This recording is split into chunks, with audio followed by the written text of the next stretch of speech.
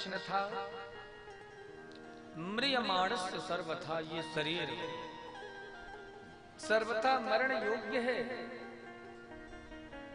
तो इसके लिए क्या करें?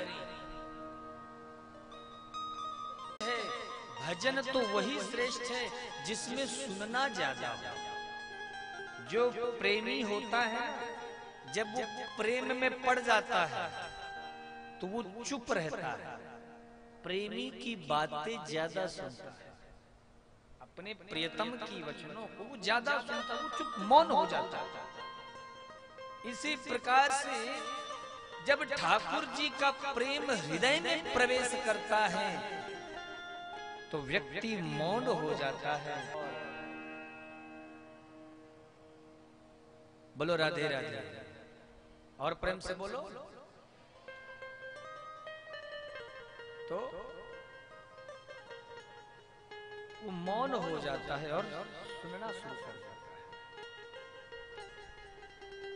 प्रहलाद जी भी यही कहते हैं, श्रवणम कीर्तनम विष्णो स्मरणम पाद सेवनम अर्चनम बंदनम दास्यम सख्यम आत्मनिवेदनम। ये जो भक्ति की 9 धाराएं हैं, इसमें सबसे पहली धारा सुनना, श्रवण बताया गया है। इसीलिए आप जो कर रहे हो ये सबसे श्रेष्ठ है।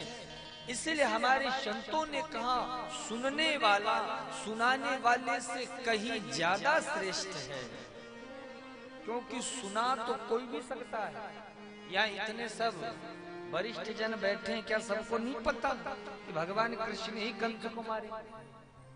आधे से ज्यादा लोग तो ऐसे हैं जो महाराज अगर दे दिया जाए माइक तो ऐसा बढ़िया प्रवचन कर दें कि क्या कहें। अधिकांशतः लोगों को कथा पता है, कथा का रस पता है, लेकिन फिर भी यहाँ बैठे हैं। क्यों?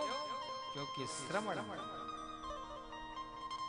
तो श्री व्यास जी कहते, व्यास नंदन सुखदेव जी, श्रोतव्य, पहले भगवान की कथा को सुनो, फिर कीर्तितव्य, फिर उस कथा की महिमा को गाओ। पहले सुनो फिर गाओ।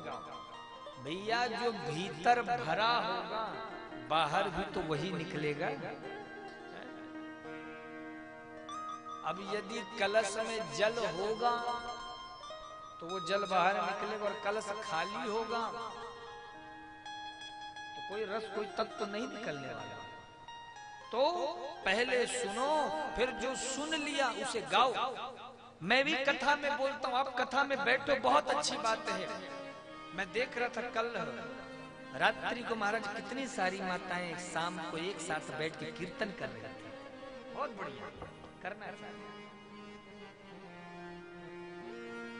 खूब कीर्तन करो, क्योंकि भगवान की माया से बचने का कीर्ति तत्व है। ये कीर्तन ही सबसे सरल और सुगम साधन है। ठाकुर जी की माया बड़ी विचित्र है, बड़ी प्रबल है। इस माया से बचना बड़ा कठिन है। तो इस माया से बच नहीं सकते हैं तो क्या करें? बोले ये जो माया है, इस माया का जो स्वामी है, वो जो मायापति है, उसका कीर्तन शुरू कर दो। और जब वो कीर्तन शुरू कर दोगे तो माया भी सिर के बल खड़ी हो जाएगी। और कीर्तन का उल्टा क्या है? आप कथा सुनवा लो, चाहे कीर्तन करा लो, चाहे भजन करवा लो, पर इतना ध्यान देना, मेरे पास मात्र 7 दिन है, 8वां दिन नहीं है मेरे पास। सुखदेव जी नाराज हो गए, तुम तो राजन मरिष्येति पशु बुद्धि मीमाम जी। ऐ राजन, तुम मरोगे। अरे ऐसी जो तुम्हारी बुद्धि में पशुता आ गई, इसको त्यागो।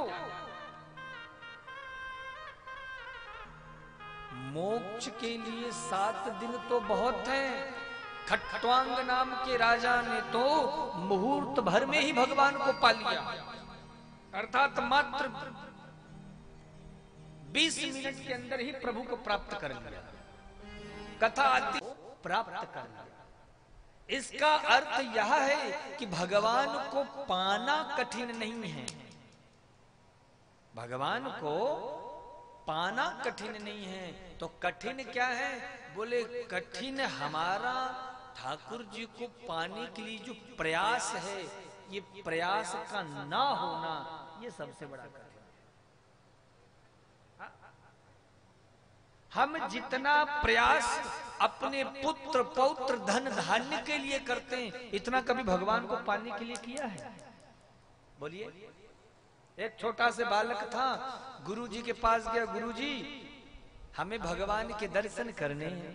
गुरुजी गंगा जी में स्नान कर रहे थे, बोले करने दर्शन? बोले हाँ करने। बोले इधर आओ। बालक पहुंचा, बोले हाँ गुरुजी कराओ भगवान का दर्शन। उसकी मुंडी पकड़ी और गंगा जी में डुबो दी। थोड़ी देर बाद सिर को बाहर निकाला, बोले ये तुम पानी के अंदर कर क्या रहे थे? बोले तड़प रहा था। किस लिए? बोले बाहर आने के लिए। बोले जैसे तुम बाहर आने के लिए छटपटा रहे थे, इसी प्रकार से जब तुम भगवान को पाने के लिए तड़पने लगोगे, छटपटाने लगोगे, तो भगवान को ढूंढने की जरूरत नहीं पड़ेगी, भगवान खुद मिल जाएंगे। तो बंधुओं, हमारा प्रयास होना चाहिए। उनकी कृपा तो कृपा है। भगवान तो कहते तुम जैसे हो मेरे पास आ जाओ, मैं हर प्रकार से तुम्हें अपनाने के लिए तैयार।